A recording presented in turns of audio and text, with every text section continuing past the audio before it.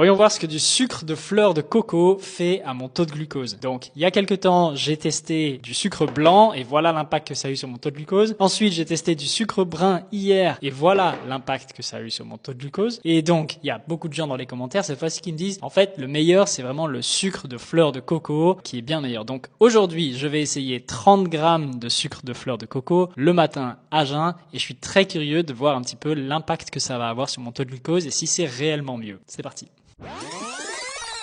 Ok, donc ça fait 2 heures que j'ai mangé mes 30 grammes de sucre de fleur de coco mélangé avec de l'eau et on va regarder sur le glucomètre, voir un petit peu l'impact que ça a eu sur mon taux de glucose. Et avant qu'on regarde les résultats, souvenez-vous qu'on a fait un test spécialement pour que vous puissiez tester votre santé métabolique. C'est un test gratuit, n'hésitez pas à le prendre dans la description.